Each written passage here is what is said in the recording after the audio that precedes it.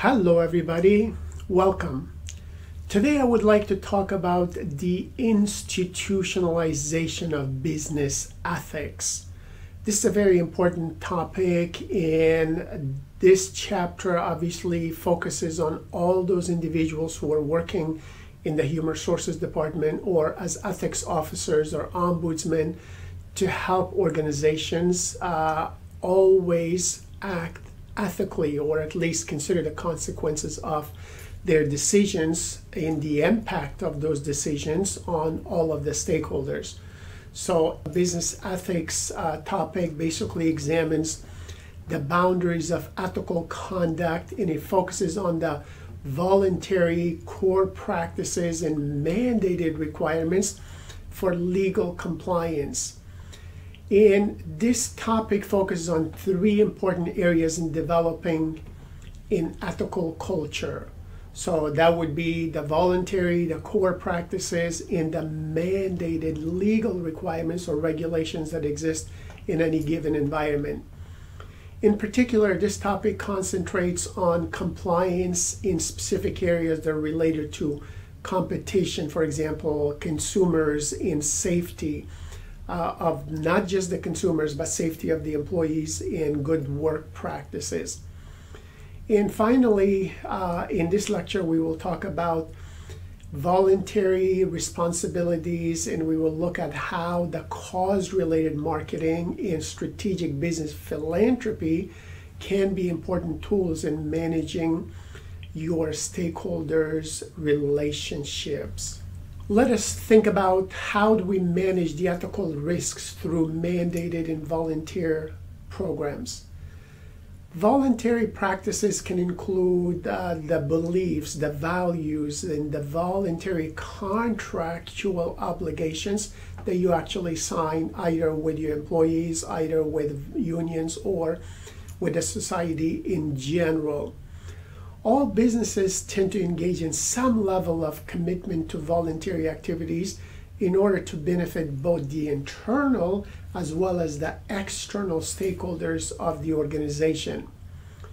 Most organizations engage in strategic philanthropy, giving back to the communities in causes that relate to the organization's core practices, and that hopefully helps a specific segment of the population or the community.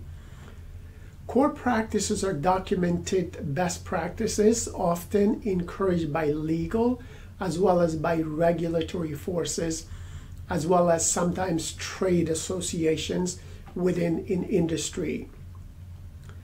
The Better Business Bureau in the United States is the leading self-regulatory body which provides directions for managing customer disputes as well as reviews advertising cases to make sure companies are within the boundaries of what is considered to be accurate, factual, and obviously socially responsible advertising practices.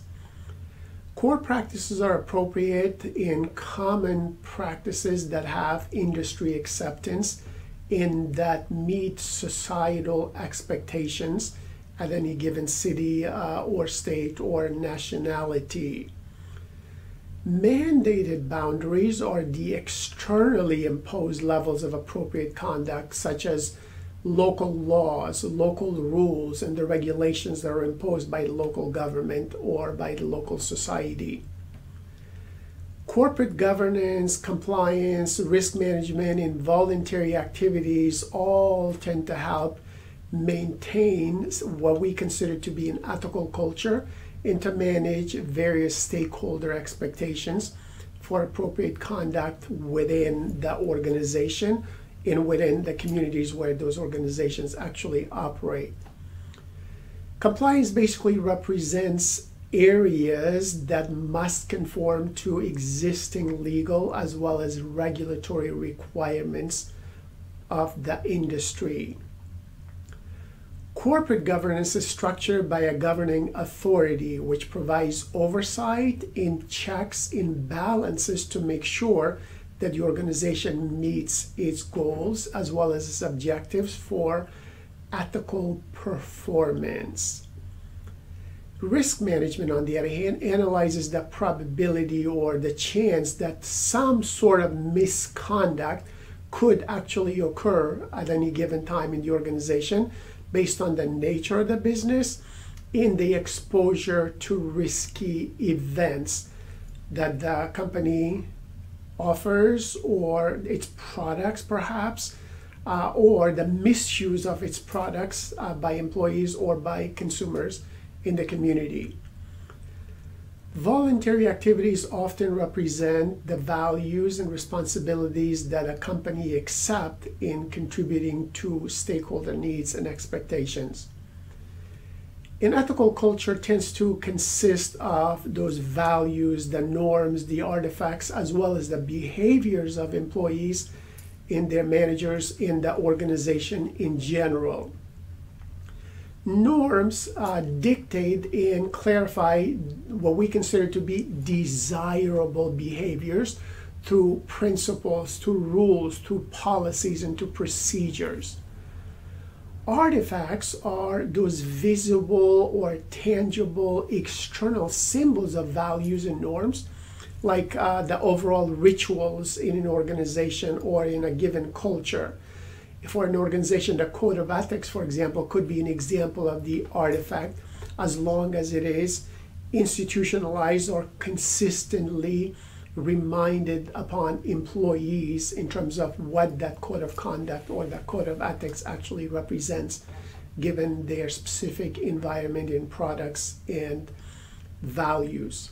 When you're trying to create an ethical culture, you want to know what are some of the elements that go into the creation and maintenance of an organizational culture that hopefully will be seen and perceived as ethical by not only your employees, but also by the vendors, by the customers, by union, and by members of society as well.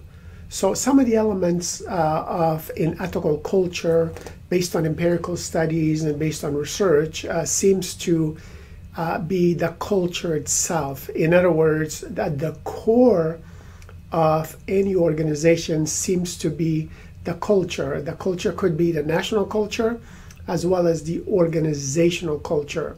But if we're looking at the national culture or societal culture here being at the core of driving all of our decisions, then obviously it's going to have a very, very strong influence on our behavior as employees, as managers, and as entrepreneurs in any workplace.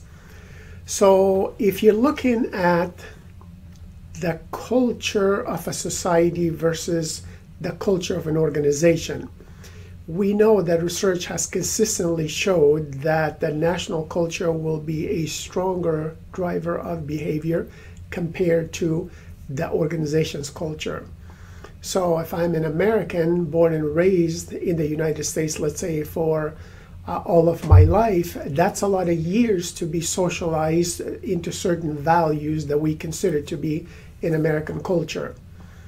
However, when I go and work for an organization, I might have been there for 1 year, 2 years, 3 years, or 10 years. So during those 1, 2, 3, 5, or 10 years, yes, I get inculcated into the core values of the organization.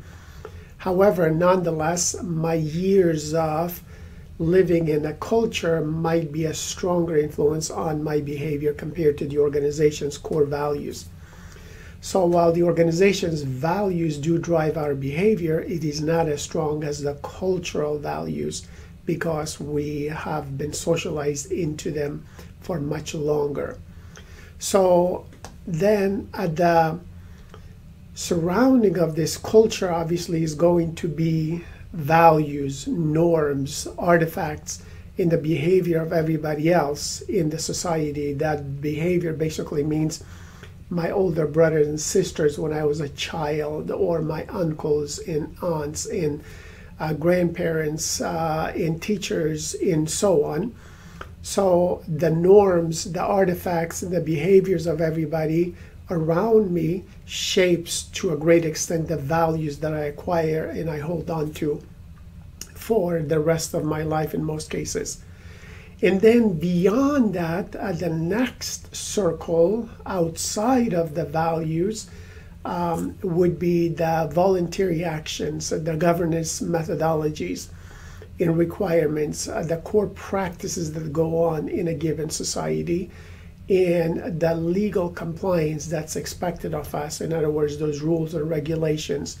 So when a child is growing up, we say, oh, you should not do that. There's a police coming, or the police will take you to jail. Well, what does that mean? That is the legal compliance that we're talking about. So we become socialized into those statements from a young age into adulthood and then all the way to the end of life. So that's where the culture influence is coming from, your values, from your norms, from artifacts, from behaviors of everybody around us, and then from the voluntary actions, the governance, the core practices, legal compliance that we seem to surround ourselves with and observe and see and encourage even our children and grandchildren into the same types of behaviors, norms, and values over time. So the purpose of the culture has always been to obviously regularize human behavior in a given society. So those norms and values supposedly drive us into a direction that is supposedly okay by everybody as members of that culture. So again, regularizing human behavior basically means it's going to make our behavior more predictable for everybody else in that society and those who understand the culture from outside point of view.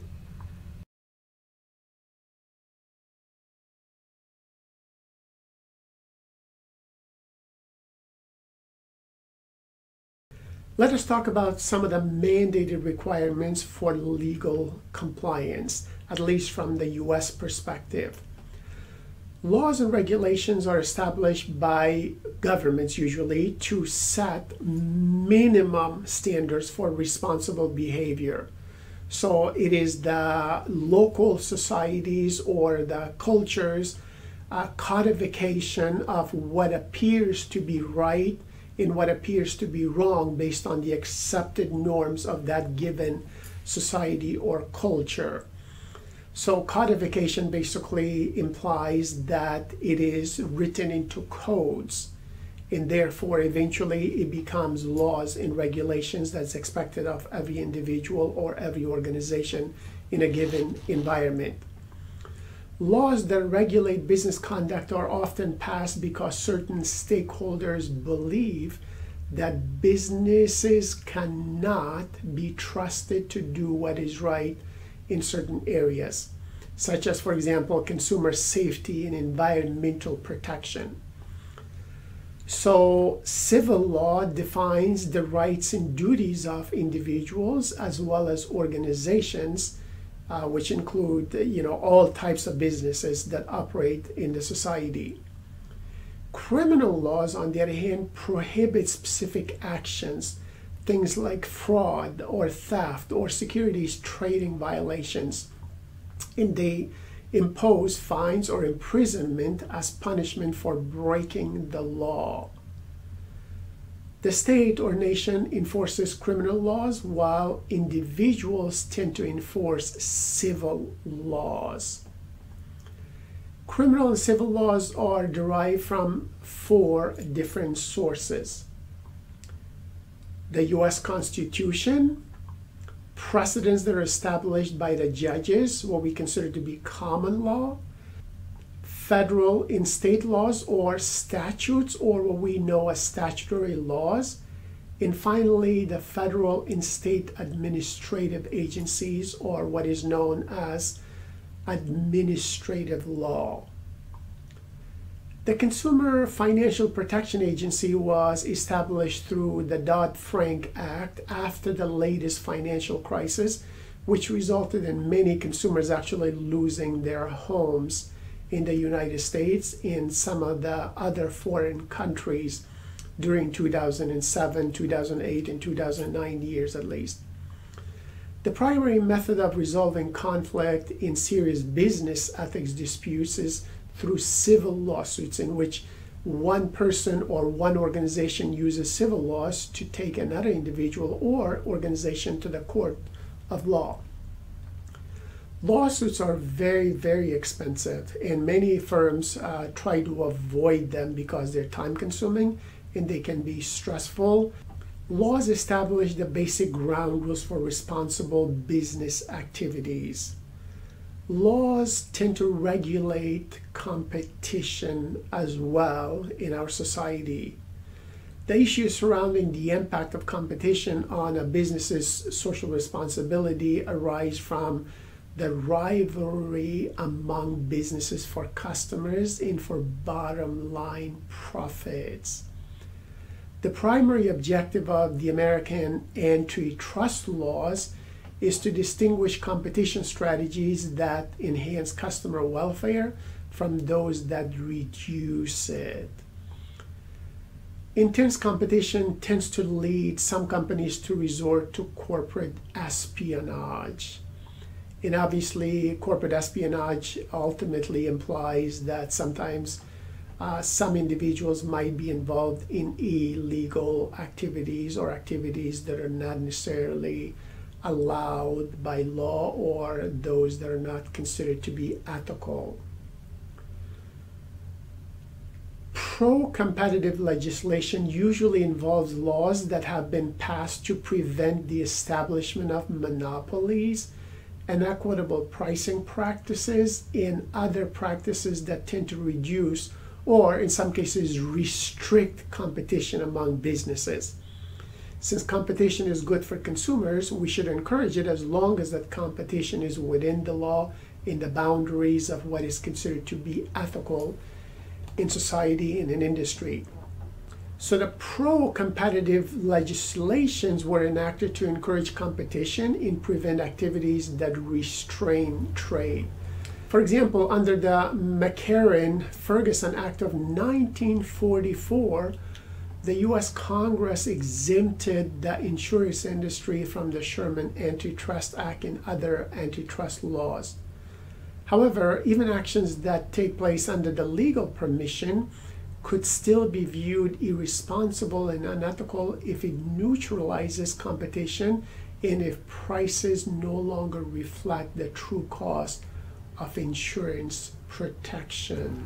As always, remember that ethical behavior is a skill, so you need to personally and professionally police, evaluate, and improve your own ethical muscles and encourage your employees to do the same so you all can manage and guide effectively as good leaders in your organization. Good luck.